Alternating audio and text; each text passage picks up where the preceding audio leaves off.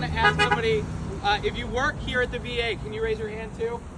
I did. Yes, if you're retired or if you work here, awesome. I just want to start off by saying thank you. You saved my cousin Michael's life. He was in the Navy, and he came here, and he finally got diagnosed with the right condition, and now he's on the right track, and he's feeling better. Hi, thank you so much for coming. So I want to start by telling you just a very quick story. It's about a young man, some say handsome. He was 23 years old. He was running for council in his hometown. He was running for the city council. He did everything right. He went to the train station. He went to the farmer's market. He knocked on all the doors. On election night, he was down by about 45 votes. And then over the course of the next week, every vote was counted. The mail-in votes were counted. The provisional votes were counted. And he went up down by about 9 votes. And it was actually 8 plus a write-in, but who's counting? And as you might be able to tell, that was me running for council in my hometown of Summit the first time in 2016. And if you're wondering, the answer is no, I'm not over it yet. But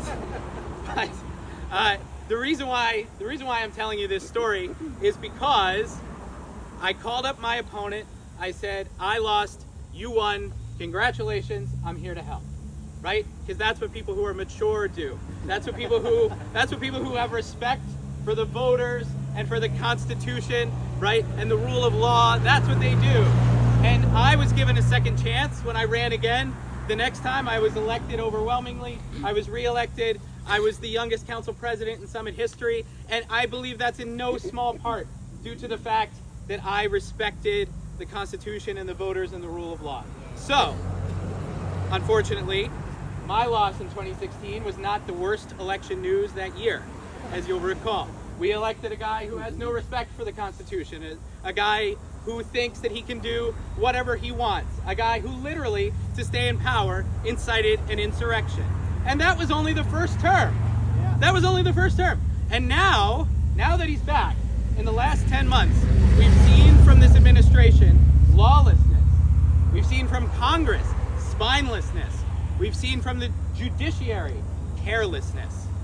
And that is all unacceptable. To me, it makes me feel overwhelmed. Has anybody felt overwhelmed? Yeah. We can do columns. Yeah. Anybody overwhelmed? Yeah. It makes me fearful for the future of our country. Has anybody been afraid? Yes.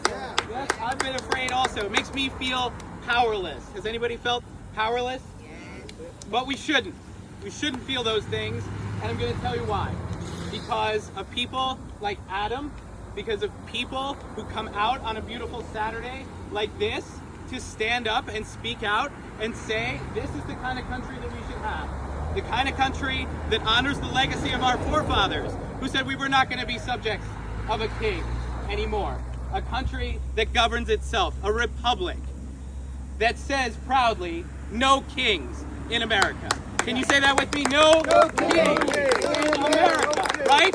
So when Donald Trump tries to trample on the Constitution, what do we say? No kings in America. When he tries to take away health benefits for tax cuts, when he tries to cut food benefits for tax cuts for billionaires, what do we say? No kings in America. And when he comes after the unions and he doesn't honor your contract and he tries to illegally fire federal employees, what do we say? No kings in America. So it starts with us. It starts with all of us right here. Right now, we say no kings to each other. We go home, we talk to our family, our friends, and our neighbors. We say it to them. We elect Mikey Sherrill and Vinnie Carney and Andrew McCurdy and all the good Democrats on the ballot this year. And then we go and we flip the House next year.